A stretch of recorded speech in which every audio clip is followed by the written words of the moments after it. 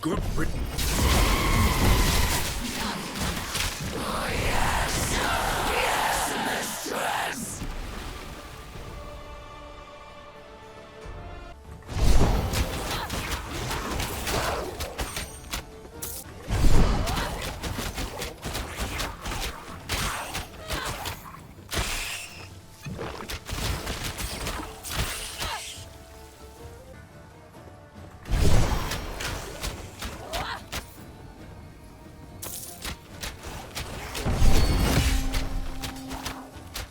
Hello everybody, welcome. I just wanted to give you guys a update on my poison volley build for the new chapter that just got released in Titan Quest 2.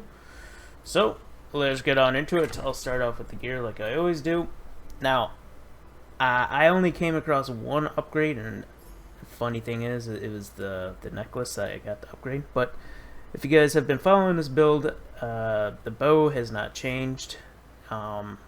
So if you guys are new, I'll just explain what you guys need. You want a lot of flat poison, percent poison, and I would love to have, instead of ailment chance on this, I would love to have crit chance, but this is really nice as it is.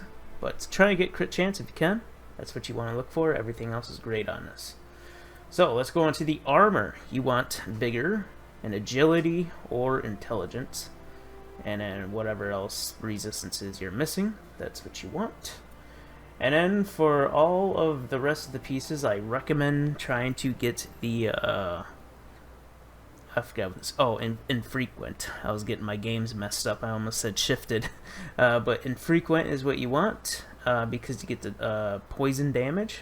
The infrequent bonus is poison damage, which we are scaling off of poison damage, so you want that as much as possible.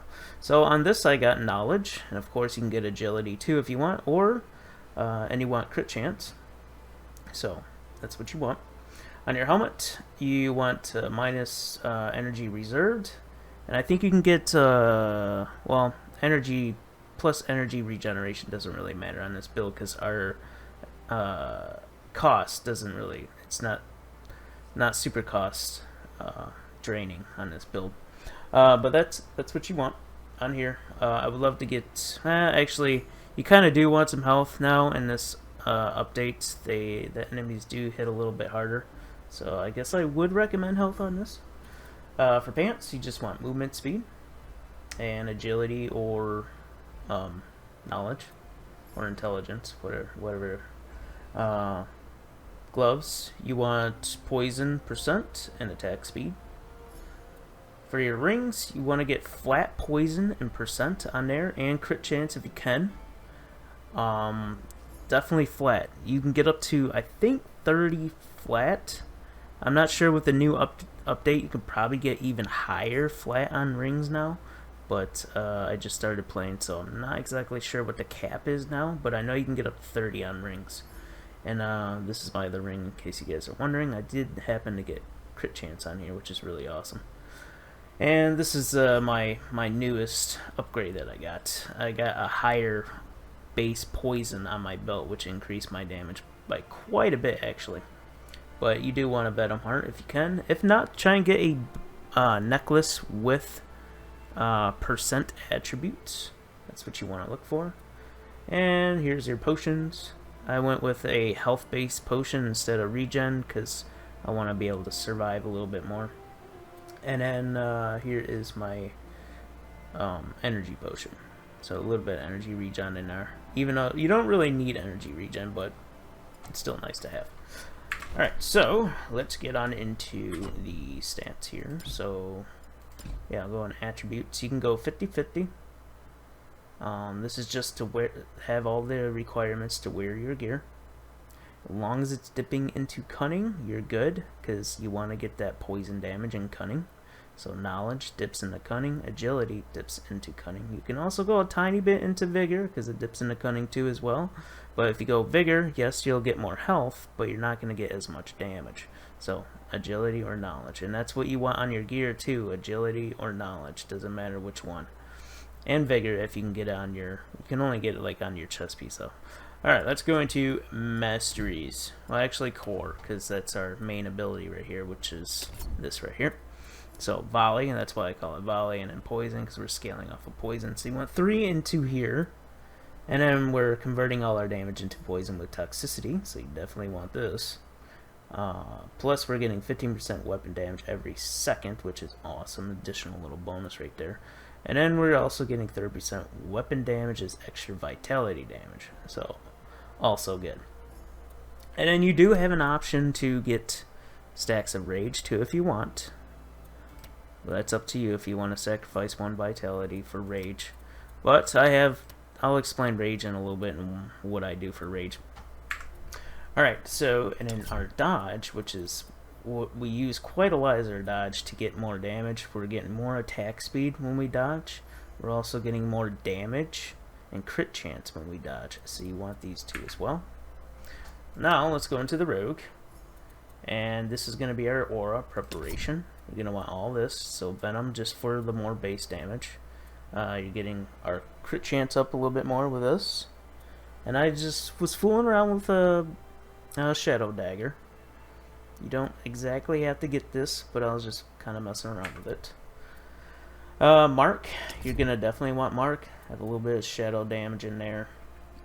With the new update, you can start going into a little bit in Doom, and I'll explain that in a little bit. And that's because of this new ability that we have now, which can apply Doom, which is pretty cool. So we get vitality damage per stack, and then we get blade trick. It spreads everything around, and then our blades return back to us.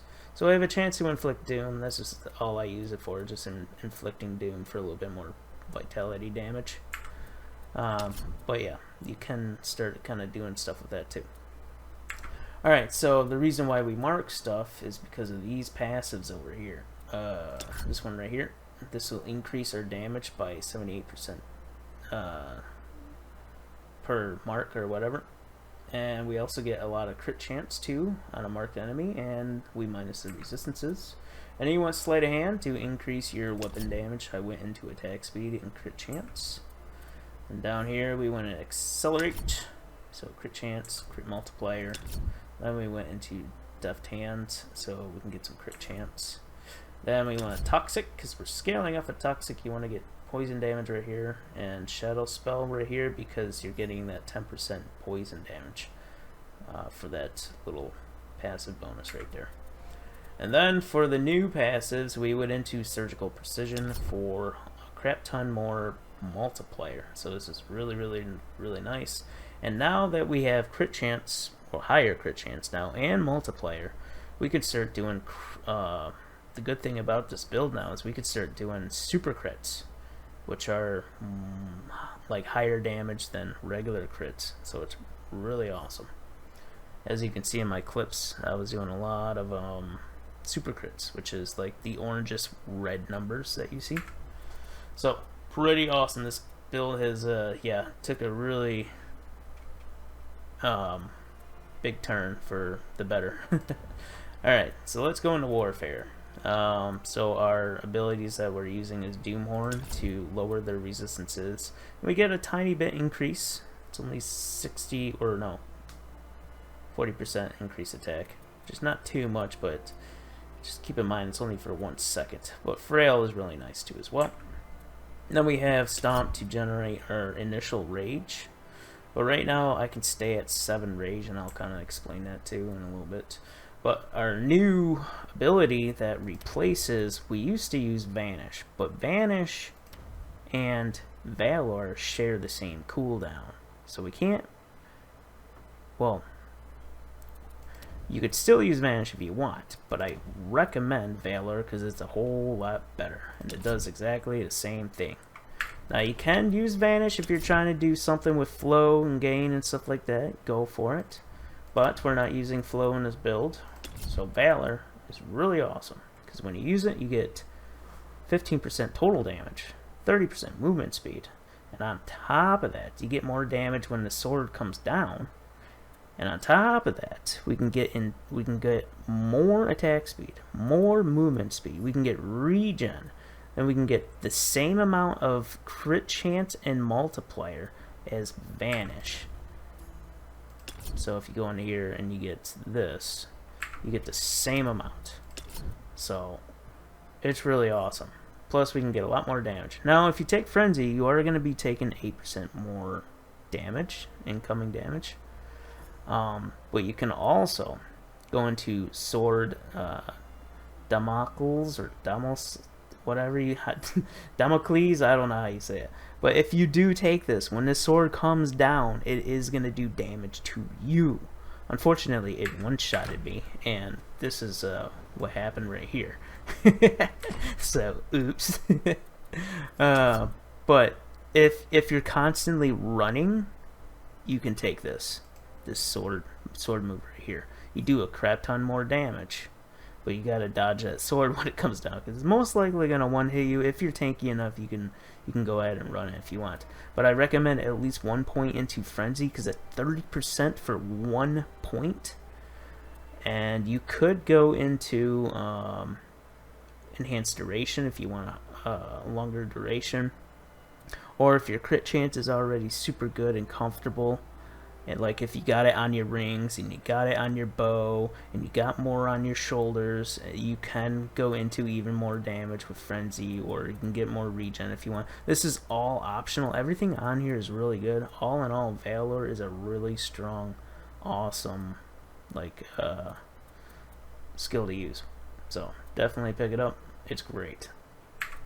So, and then we still use Battle Awareness, so we can get that Vitality Drain right here. Little conservation. You can get more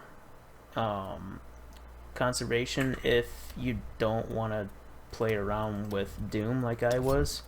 You can take this whole thing off if you want, because I didn't use in any of those clips that you've seen. This is just kind of like a new experimentation with me, but you can reserve some more. But we're good on our energy cost. It's only 9 per shot. It barely moves, which is awesome. So, alright, let's go into the passives right here. So, what you want is weapon proficiency, get a little bit attack speed, crit chance. Then you want to go into marksmanship, and you want to get this, penetration. And then you want to get battle rage. So, I took this off because if I generate rage, I can stay at 3, and I want to kind of stay. Well, I'll kind of explain that with the new frenzied rage right here. If you put 4 points into it, we can get a minimum of 3 rage and a maximum -2. But what you can do is, if you use your stomp, you can generate 3 rage. So our minimum rage will always be at 3, and it'll stay at 3. But I can actually make this go to 7 if I swap to my Fell Blades. And I swap back, and now my minimum rage is always going to be 7. So if I generate a rage, it's going to go down. So I don't want to generate any more rage. I just want to stay at 7, because it's pretty nice to be at 7 rage all the time. And what I mean by switching to your Fell Blades, these are my Fell Blades. So, +2 to minimum rage right here. Now, I did not use these in the clips.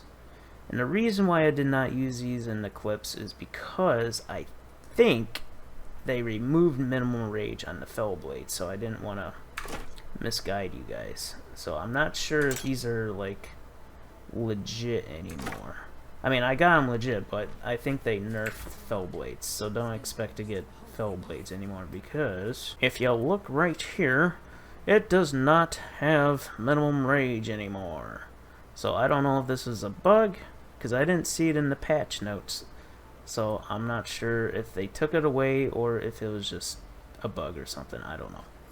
But I can't really get a confirmation on it yet. So, just letting you guys know. And that is about it. That is everything in my build so far.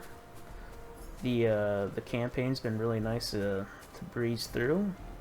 I love the new little side quests. They're very enjoyable. But all in all, you guys have a fantastic day, and I'm going to continue to start updating some of my older builds, and I'm also going to start creating newer builds, because I definitely want to make a build around this blade trick thing with Doom implemented into it. But that's about it. You guys all have a fantastic day. Peace.